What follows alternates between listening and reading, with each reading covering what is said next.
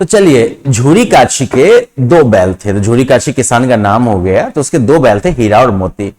दोनों पछाई जाति के थे।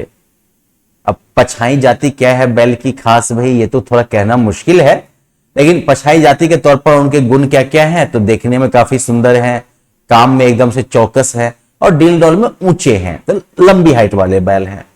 और बहुत दिनों साथ रहते रहते दोनों में भाईचारा हो गया था।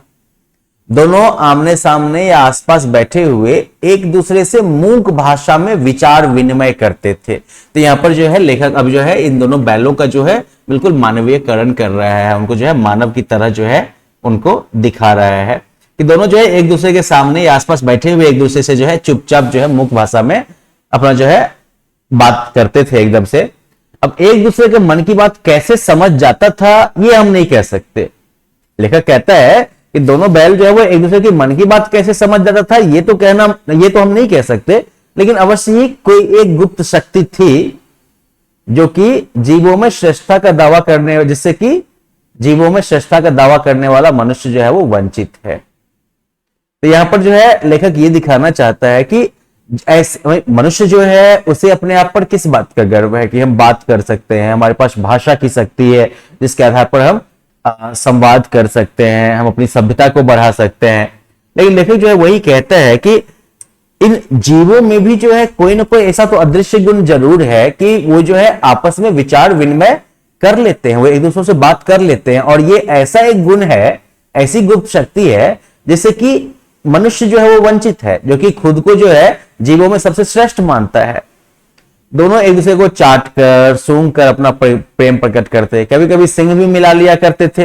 लड़ाई के लिए नहीं, विग्रह का मतलब हो गया लड़ाई, तो लड़ाई के नाम पर नहीं, सिर्फ दोस्ती यारी के लिए, हंसी मजाक के लिए, विनोद के भाव में, अपनेपन के भाव में। जैसे कि वो दोस्त में नहीं होता है एक दूसरे के पीठ पर थोड़ा वो धौल धप्पा कर देते हैं, एक हाथ थप्पड़ ऊपर मार देते हैं, अरे भाई क्या हाल है, तो क्या हाल है। तो वैसे ही दोनों जो है अपना सिंह भी कभी कभी मिला लिया करते थे, लेकिन लड़ाई के लिए नहीं। अब इसके बिना दोस्ती भी कुछ फुसफुसी, कुछ हल्की सी रहती है ना, जिस पर ज्यादा विश्वास नहीं किया जा सकता है। तो दोस्ती यारी में थोड़ा बहुत जो है ठोक-पीट चलते रहना चाहिए, है ना, लोहार की तरह थोड़ी सी मजबूती बनी रहती है। और जिस वक्त ये दोनों बैल हल या गाड़ी में जोत दिए जाते और गर्दन हिला हिलाकर चलते, उस वक्त हरेक की यही चेष्टा होती कि ज्यादा से ज्यादा बोझ मेरी गर्दन पर रहे, है ना। जो मतलबी होते हैं उनमें क्या होता है कि अरे नहीं नहीं अपना भी थोड़ा बर्डन जो है दूसरे के ऊपर डाल देना। लेकिन इन दोनों की दोस्ती यारी बिल्कुल पक्की है, और इसीलिए जब दोनों चाहे हल में चले या गाड़ी में चले, कोशिश होती है कि ज्यादा से ज्यादा बोझ हम उठा लें। दिन भर के बाद दोपहर या शाम को दोनों खुलते और एक दूसरे को चाट कर चूट कर अपनी थकान मिटा लिया करते थे। नाद में जब खली भूसा सब पड़ जाता था, उसके बाद दोनों एक साथ उठते थे, एक साथ ही मुंह डालते थे और एक साथ ही खाना खत्म करके बैठ जाते थे। अगर एक अपना मुंह हटा लेता तो दूसरा भी हटा लेता था, ये नहीं कि वो बैठे खा रहा है। अब संजोग की बात कहो कि एक बार जो है जोड़ी जो है उसने बैलों को ससुराल भेज दिया, अब उस पूरी जोड़ी को। अब बैलों को क्या पता कि उन्हें क्यों भेजा जा रहा है ना। जोड़ी ने ये बात तो उन्हें बताई नहीं थी ना, और ना ही जोड़ी उनसे बात करता था। तो वो बेचारा समझे कि मालिक ने हमें बेच दिया, और इस तरह से बेचा जाना जो है अब इन बैलों को अच्छा लगा कि बुरा लगा ये तो किसी को नहीं पता। लेकिन झूरी का जो साला गया था उसको जो है बैलों को घर ले जाने में दांतों पसीना आ गया। देखो, दांत में पसीना आना लगभग असंभव बात है, तो मतलब क्या हो गया कि गया की जो है हालत खराब हो गई दोनों बैलों को घर ले जाने में, है ना। पीछे से हाँकता तो दोनों दाएं बाएं भाग जाते, रस्सी पकड़ के आगे जाने की आगे से खींचता, पगहिया मतलब रस्सी, तो रस्सी पकड़ के आगे से खींचता तो दोनों पीछे की तरफ जोर लगाते। मारता अगर गया तो दोनों सिंग नीचे करके हुंकार देते थे, बेचारा जो है डर से भाग जाता होगा। अगर ईश्वर ने उन्हें बोलने की क्षमता दी होती तो वो झूठी से पूछते कि तुम हम गरीबों को क्यों निकाल रहे हो, हमने तो तुम्हारी सेवा करने में कोई कसर नहीं उठा रखी। अगर इतनी मेहनत से काम ना चलता था तो और काम ले लेते, हमें तो तुम्हारी चाकरी में मर जाना कबूल था, हमने कभी दाने चारे की शिकायत नहीं की। तुमने जो कुछ खिलाया वो सिर झुकाकर खा लिया, फिर तुमने हमें इस जालिम के हाथ क्यों बेच दिया। अब एक चीज मैं आपको बता दूं कि यहां पर जब हीरा और मोती के लिए लेखक जो है इन शब्दों का, इन प्रश्नों का प्रयोग करता है, इन विचारों का प्रयोग करता है, तो यहां पर कहीं ना कहीं आपको बरबसी जो है भारत की भी याद आ जाएगी। आपको पता होगा कि भारत पर जब अंग्रेजों का कब्जा शासन काल रहा था, उसमें ज्यादातर शासकों ने अंग्रेजों की अधीनता स्वीकार कर ली थी। अब यहां पर प्रजा जो थी वो अपने राजा के प्रति समर्पित होती थी। सामंतवादी व्यवस्था जब होती है तो वहां पर जो है प्रजा जो होती है वो किसके प्रति समर्पित होती है? प्रजा पूरी तरह से जो है अपने राजा के प्रति समर्पित होती है। और ये राजा जो थे ये एक एक करके जो है इन्होंने अपने आप को जो है अंग्रेजों के समक्ष जो है समर्पित कर दिया। और चूंकि वो अंग्रेजों की गुलामी करने लगे, वो अंग्रेजों के अंदर आ गए, तो इसलिए प्रजा जो थी वो भी अब क्या हो गई? अंग्रेजों के वश की हो गई, अंग्रेजों की गुलाम हो गई, है ना। ठीक वैसे ही जैसे कि मान लो झूरी जो है उसने जो है इन बैलों को गया के पास भेज दिया, तो अब वो बैल जो है वो किसके नौकर हो गए? किसके लिए काम करेंगे? गया के लिए काम करेंगे। लेकिन इसमें बैलों से तो नहीं पूछा गया ना। ठीक वैसे ही जैसे इन राजाओं ने जब अंग्रेजों की दास्ता स्वीकार कर ली, अंग्रेजों का अधिकार राज स्वीकार कर लिया, तो इन्होंने प्रजा से थोड़ी ना पूछा। तो प्रजा तो ये सवाल पूछ सकती थी।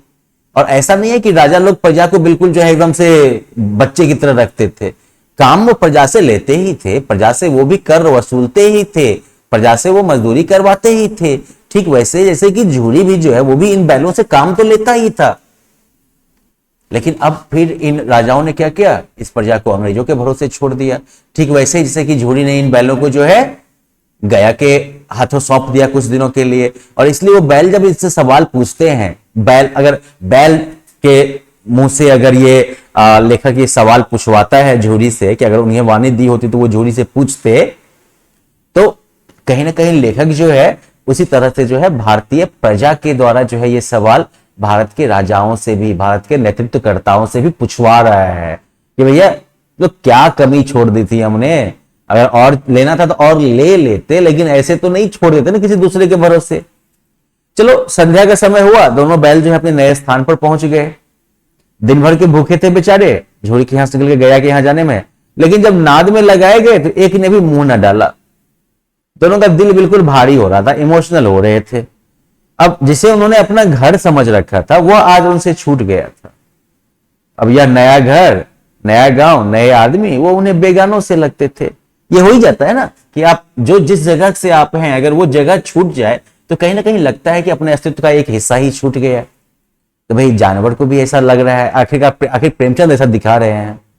दोनों ने अपनी मुख भाषा में सलाह की, एक दूसरे को कनखियों से देखा और लेट गए। ठीक है, अब क्या सलाह की अब ये नहीं पता भाई। जब गांव में सोता पड़ गया, मतलब जब गांव में सब सो गए, तो दोनों ने जोर मारकर पगहे तुरा डाले, मतलब कि दोनों ने जोर लगा के रस्सी तोड़ डाली और घर की तरफ चल गए। पगहे बहुत मजबूत थे, रस्सी बहुत मजबूत थे, अनुमान भी नहीं हो सकता था कि कोई बैल उन्हें तोड़ सकेगा। पर इन दोनों में इस समय दुगनी शक्ति आ गई थी, एकदम से भाई दुगनी पावर। एक एक झटके में रस्सियां टूट गई थी। झूरी सुबह सुबह सोकर उठा तो देखता है कि दोनों बैल चरनी पर खड़े हैं। वो कुएं में लगा होता था चरनी पानी खींचने के लिए। दोनों की गर्दनों में आधा आधा गराव लटक रहा है, आधी आधी रस्सी जो है वो लटकी हुई है। घुटने तक पांव कीचड़ से भरे हैं और दोनों की आंखों में विद्रोह में स्नेह झलक रहा है। दोनों की आंखों में जो है एकदम से विद्रोह वाला स्नेह जो है वो झलक रहा है। ये विद्रोह में स्नेह क्या होता है? तो देखिए, स्नेह तो ये है कि मालिक मालिक हम आ गए मालिक, लेकिन विद्रोह में क्या हुआ ना, भेज दिए तो क्या हो गया, आ गए ना, यही रहेंगे, कहीं नहीं जाएंगे आपको छोड़ के। ये हो गया विद्रोह में स्नेह, कि है तो प्यार ही, लेकिन प्यार के चक्कर में आपकी बात को भी तोड़ देंगे, रहेंगे आपके पास ही। यही हो गया विद्रोह में स्नेह। तो झूरी बैलों को देखकर तो बेचारा स्नेह से गदगद हो गया, जाके उन्हें फटाफट गले लगा लिया, एकदम से गला वला लगा के जो है। और ये जो गले मिलने का, चुम्मा चाटी करने का जो दृश्य था भाई, बहुत ही मनोहर दृश्य था एकदम से। गांव, घर और गांव के लड़के सब जमा हो गए, ताली बजा बजा कर उनका स्वागत करने लगे। मतलब हीरा मोती एकदम से हीरो हो गए। गांव के इतिहास में यह घटना अभूतपूर्व न थी, लेकिन महत्वपूर्ण बहुत थी। तो मतलब इस तरह की घटनाएं पहले भी होती रहती थी, तो लेकिन ये भी एक महत्वपूर्ण घटना थी। और बच्चों की सभा ने निश्चय किया कि दोनों पशु वीरों को अभिनंदन पत्र देना चाहिए, है ना। तो उनके लिए जो है मतलब कि उनकी कीर्ति का बखान होगा उसमें। कोई जो है अपने घर से रोटियां लाया, कोई गुड़, कोई चोकर, कोई भुस्सी, एकदम से हीरो वाला स्वागत किया गया दोनों का। एक बालक ने कहा कि ऐसे बैल तो किसी के पास ना होंगे, दूसरे ने कहा भाई सही बात है, इतनी दूर से दोनों अकेले चले आए। तीसरा बोला बैल नहीं है, वे उस जन्म के आदमी हैं। अब ये इतना बड़ा बात बोल दिया कि इसका विरोध करने का तो किसी का साहस ही नहीं हुआ, क्योंकि भाई बैलों ने काम तो वाकई बहुत तगड़ा किया था। अब झूरी की बीबी जो है उसने जब बैलों को द्वार पर देखा तो वो जल भूल उठी। भाई जलना भी चाहिए ना, बेचारी के भाई जो है उसके यहां से ये बैल भाग के आ गए हैं, ऐसा कैसे कर सकते हैं, है कि नहीं। आप लोग को भी अपने नानियों के प्रति, ननिहाल के प्रति विशेष प्रेम करने की प्रेरणा मिलती होगी ना माता श्री से। तो वही बात है, जोड़ी की स्त्री के लिए तो बैल भी वैसे ही हो गए। और अपने भाई के यहां से वो भाग के आ गए एकदम से, तो वो बेचारी गुस्सा हो गई और बोली कैसे नमक हराम बैल हैं कि एक दिन वहां काम ना किया, भाग खड़े हुए, है ना। अब ये नमक हराम बैल कैसे हो गए, उन्होंने तो भाई गया के यहां नमक खाया ही नहीं था, उन्होंने तो झूरी का खाया था। लेकिन बात ये हो गई कि गए तो थे झूरी के यहां से ना, तो झूरी की स्त्री की बात भी तो माननी चाहिए थी, नमक तो वो भी देती होगी। तो खैर चलिए, वो जो है बैल के ऊपर गुस्सा हो जाती है, बैल को नमक हराम सब भी बोल देती है। झूरी को ये बात जो है भाई बर्दाश्त नहीं होता है, अपने बैलों के कैरेक्टर पर ये दाग लगना जो है ये झूरी को बर्दाश्त नहीं होता है। फटाक से बोलता है अरे नमक हराम क्यों है, चारा दाना नहीं दिया होगा तो क्या करते बेचारे, भाग के आते ना। उसकी बीवी भी एकदम ताव में बोली, और ये ताव तो उसका जायज है भाई, बस हाँ तुम ही तो बैलों को खिलाना जानते हो, और तो बाकी सब पानी पिला पिला कर रखते हैं, है ना। देखो ये भी बोलने का एक स्टाइल होता है कि अगले की बात को इतना हद तक जो है ना बिगाड़ दो कि उसकी बात ही बुड़बक वाली लगे। जोड़ी जो है वो चिल्लाया जोर से कि चारा मिलता तो क्यों भागते, वो मतलब मेरे बैलों को दोष मत दो। और स्त्री जो है चिढ़ के बोलती है कि भागे इसलिए कि वो लोग तुम जैसे बुद्धुओं की तरह बैलों को सहलाते नहीं, खिलाते हैं तो रगड़ कर जोतते भी हैं।